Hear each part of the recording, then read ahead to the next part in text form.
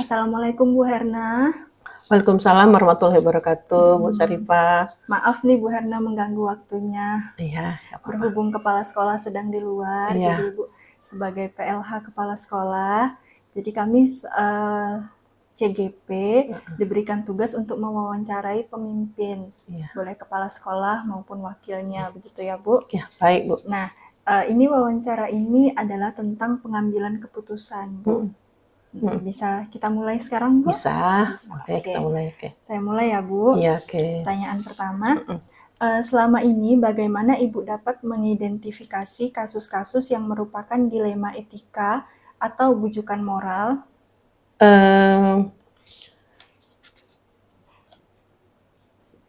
Untuk kasus-kasus yang merupakan dilema etika atau bujukan moral,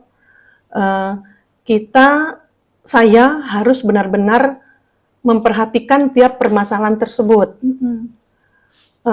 Kemudian memperhitungkan risiko-risiko yang terjadi apabila kita mengambil keputusan.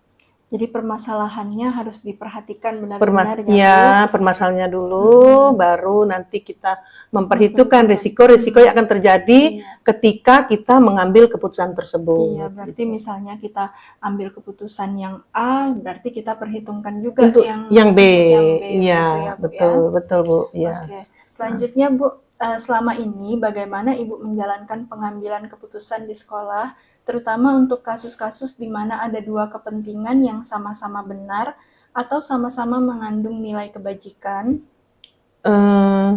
Jadi untuk pengambilan keputusan di sekolah ini, terutama untuk kasus-kasus di mana ada dua kepentingan yang sama-sama benar atau sama-sama mengandung nilai kebajikan, maka saya akan tetap berpegang teguh pada nilai-nilai kebajikan universal agar tercipta lingkungan budaya positif di sekolah.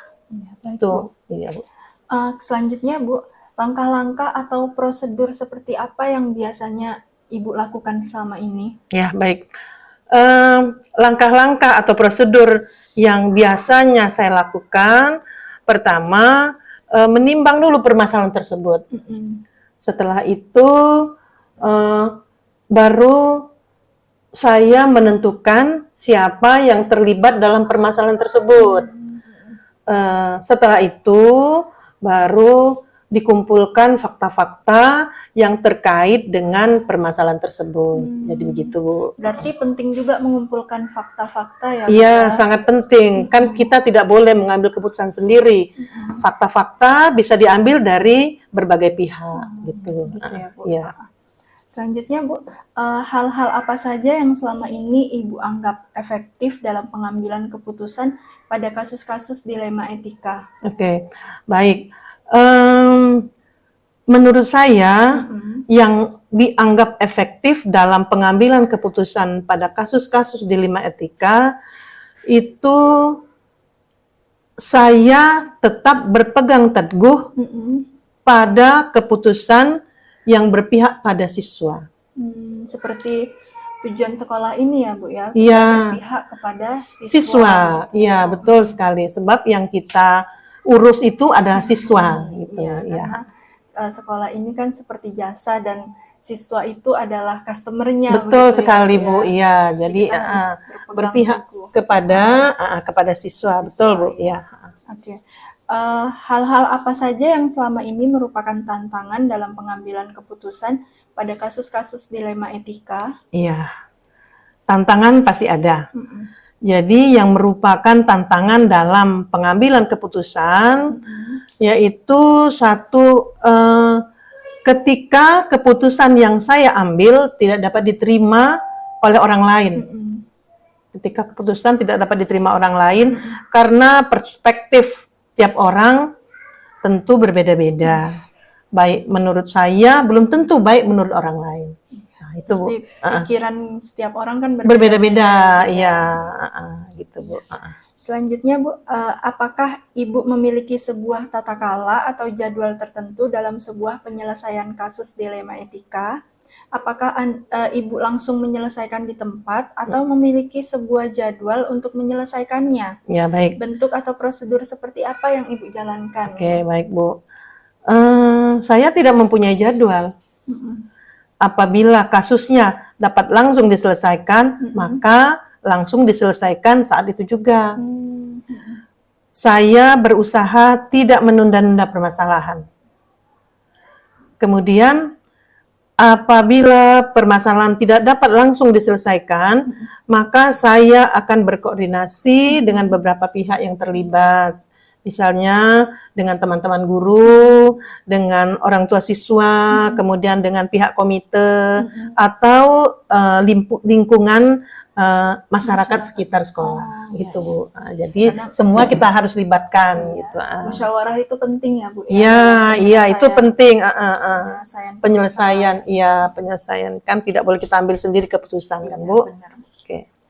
Selanjutnya nih Bu, adakah seseorang atau faktor-faktor apa yang selama ini mempermudah atau membantu Ibu dalam mengambil keputusan di kasus-kasus dilema etika? Ya, baik Bu. Saya tidak pernah memutuskan sendiri Bu di dilema etika ini. Jadi saya harus berkoordinasi dengan pihak-pihak terkait dalam mengumpulkan fakta-fakta agar ketika mengambil keputusan itu menjadi keputusan yang paling adil dan putusan yang bijaksana. Ya, jadi tidak boleh mengambil keputusan sendiri walaupun pimpinan di situ di sekolah itu ya. Benar Bu. Ya. Yang terakhir nih Bu, dari semua hal yang telah Ibu sampaikan tadi, pembelajaran apa yang dapat dipetik dari pengalaman Ibu mengambil keputusan di dilema etika? Ya, baik. Dalam pengambilan keputusan tidak bisa serta-merta. Ya, artinya keputusan tersebut diusahakan untuk tidak menimbulkan penyesalan di kemudian hari.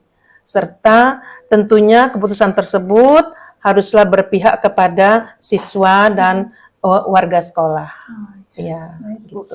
Jadi dapat disimpulkan nih Bu Herna, berarti dalam pengambilan keputusan yang pertama kita haruslah berpihak kepada siswa ya, Bu. Betul. Siswa nomor satu. Ya. Kemudian selain itu kita juga tidak boleh mengambil keputusan sendiri, harus melibatkan pihak-pihak lain, bermusyawarah, penting ya Bu ya. Ya, berkoordinasi, benar-benar. Ya, supaya terciptalah keputusan yang diusahakan adil dan tidak menimbulkan penyelesaian. Iya, penyesalan yang bijaksana dan adil gitu.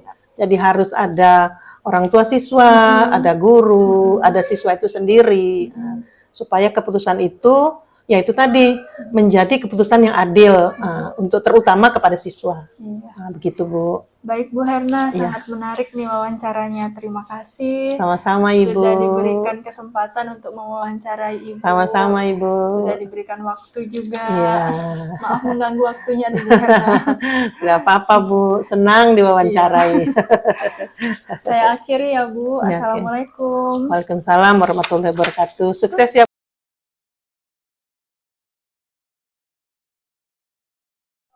Oke, Assalamualaikum Bu Feni. Waalaikumsalam Bu Ipe. Ini Bu Feni, maaf mengganggu waktunya. Kami calon guru penggerak ditugaskan untuk mewawancarai pemimpin atau kepala sekolah. Kebetulan Bu Feni ini kan Kaprodi, jadi Kaprodi itu merupakan kepala sekolah kecil untuk jurusannya ya Bu. Nah, jadi Ibu juga merupakan seorang pemimpin juga. Nah, jadi untuk hari ini saya akan mewawancarai Ibu tentang pengambilan keputusan. Nah, Bu Feni, apakah saya mengganggu nih Bu sekarang? Enggak, nih kebetulan lagi sampai. Oke, baik ya. Oke. Bu Feni, selama ini bagaimana Ibu dapat mengidentifikasi kasus-kasus yang merupakan dilema etika atau bujukan moral? Ya, jadi kita berkomunikasi dengan pihak-pihak yang terlibat. Kemudian setelah permasalahan sudah dipahami, maka saya perlu melakukan beberapa hal untuk bisa memetakan apakah kasus tersebut merupakan tujuan moral atau dilema etika. Oh begitu, berarti langkah pertamanya tentu kita berkomunikasi Komunikasi. sama orang-orang yang terlibat Yang ya Bu terlibat ya, di dalam hal pihak-pihak ini. terlibat. Ya benar. Baru kemudian mengidentifikasi permasalahan tersebut ya Bu. Iya benar. Oke, selanjutnya Bu, selama ini bagaimana Ibu menjalankan pengambilan keputusan di sekolah, terutama untuk kasus-kasus di mana ada dua kepentingan yang sama-sama benar atau sama-sama mengandung nilai kebajikan. Ya. Dalam hal ini, untuk kasus dilema etika, saya akan mempertimbangkan terlebih dahulu ya Bu ya. Itu sama-sama mana yang benarnya, ya kan? Kemudian menentukan faktor apa atau pihak apa yang terlibat. Ya. Kemudian apakah kepentingan perorangan atau banyak orang? Apakah itu menimbulkan suatu mengandung risiko ya atau merupakan kebenaran atau kesetiaan? Rasa adil atau belas kasihan ataukah berdampak untuk saat ini atau seterusnya ke depan? Jadi itu dipertimbangkan semuanya ya Bu ya, apakah berdampak untuk orang sekitar atau orang lain gitu Bagaimana ya Bu pengaruhnya ya. gitu ya, terutama untuk lingkungan di dalam sekolah. Selanjutnya Bu, langkah-langkah atau prosedur seperti apa yang biasanya Ibu lakukan selama ini?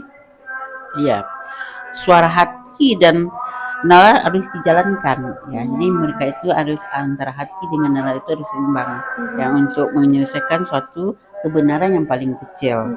Dan kemudian kita akan mempertimbangkan kepentingan peserta didik jika kasus itu berhubungan dengan peserta didik. Ya. Kemudian memberikan berdasarkan prinsip berpikir berbasis hasil akhir, berpikir berbasis peraturan, berpikir berbasis rasa peduli. Ini yang tidak yang perlu kita pertahankan itu adalah rasa peduli kita itu ya. Tahap ini berikutnya lakukan adalah menginvestigasi dengan memeriksa kembali fakta-fakta dan temuan peluangnya. Bagaimana lalu buatlah keputusan itu sendiri. Oke.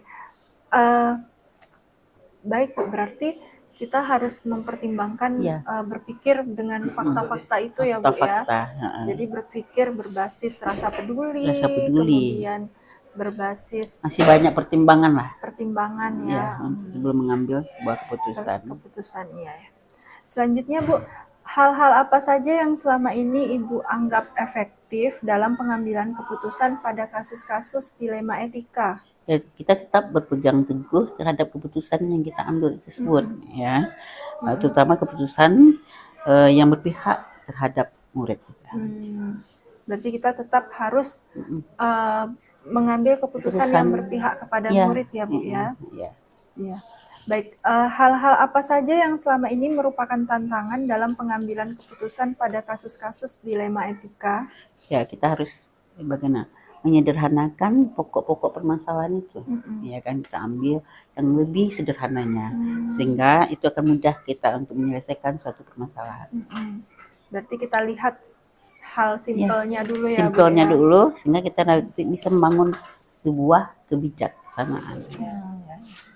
Baik, apakah Ibu memiliki sebuah tata kala atau jadwal tertentu dalam sebuah penyelesaian kasus dilema etika? Apakah Ibu langsung menyelesaikan atau memiliki sebuah jadwal untuk menyelesaikannya? Pada intinya itu kita tidak ada membuatkan sebuah penjadwalan. Ya kan, kasus mana yang perlu diselesaikan, itu yang kita prioritaskan dulu. Nah, karena kan siswa ini datang, ini ada permasalahan ini. Ya kalau itu yang harus urgent itu tetap kita dahulukan tanpa mempertimbangkan hal yang lain. Nah, karena ini prioritas ya. Ya, karena masalah juga datangnya tidak terjadwal ya. Jadwalnya masalah itu kan ketika aja.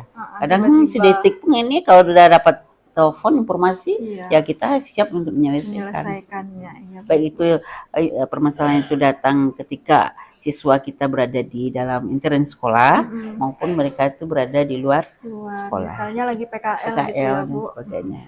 Oke, adakah seseorang atau faktor-faktor apa yang selama ini mempermudah atau membantu Ibu dalam mengambil keputusan dalam kasus-kasus dilema etika? Ya, terutama itu komunikasi ya, kita menjaga komunikasi yang ada intern sekolah dulu. Itu tetap kita komunikasikan dengan hal-hal yang terkait, baik itu mungkin dengan pihak manajemen atau guru, dan kemudian juga kita akan koordinasikan dengan pihak dengan luar sekolah, terutama itu berhubungan dengan orang tua, ya. Komite juga ya Bu Komite ya. ya, kalau kapan perlu kita akan melibatkan komite. Ya memang komunikasi penting ya Bu dalam menyelesaikan Iya. permasalahan. Karena itu untuk mudah untuk mengambil keputusan. Iya, Intinya benar. seperti itu. Ini yang terakhir nih Bu Feni, dari Iya. semua hal yang telah Ibu sampaikan tadi, pembelajaran apa yang dapat dipetik dari pengalaman Ibu mengambil keputusan dilema etika? Ya, dalam mengambil sebuah keputusan itu, kita yang perlu itu mengidentifikasi dulu apa jenis kasusnya. Ya kan, kita pilah-pilah, kita petakan dulu jenis apa kasusnya, kemudian bisa dilakukan itu pengambilan awal dulu, mengambil sebuah keputusan dengan tahap awal dulu, ya. Setelah kita petakan, kita ngambil keputusan dengan tahap awal, kemudian melakukan pengujian, apakah keputusan yang kita ambil ini udah valid atau bagaimana ya, apa perlu lagi kita tinjau ulang dan sebagainya. Apakah beresiko untuk Berisiko atau yang lain gitu atau ya? Oh begitu ya Bu jadi ya, kita berarti. bisa melihat ini efeknya ke dalam dan juga nanti keluar. Baik Bu Feni, berarti dapat saya simpulkan untuk pengambilan keputusan ini kita harus menyimpulkan dulu ya Bu ya, mengidentifikasi dulu Identifikasi dari awal dulu, permasalahan tersebut seperti apa, dipetakan kemudian dipetakan, kemudian berkomunikasi dengan juga pihak yang dengan terlibat, pihak-pihak intern terlibat, dan yang di luar. kemudian terakhir baru nanti kita ambil keputusannya, dan iya. jangan lupa ditinjau juga nanti Tinjau ya ulang Bu lagi ya. bagaimana terhadap dengan keputusan yang Iya, telah kita ambil. apakah ada berdampak ke tempat resiko ke yang lain begitu ya Bu ya. Baik Bu Feni, wawancaranya cukup sampai di sini. Terima kasih Bu Feni atas waktunya. Ya, terima kasih. Terima kasih juga atas ilmunya yang sudah semoga dibagikan. bermanfaat. Ya, amin. Makasih ya Bu Feni. Sama-sama Bu Ipe. Assalamualaikum. Salam.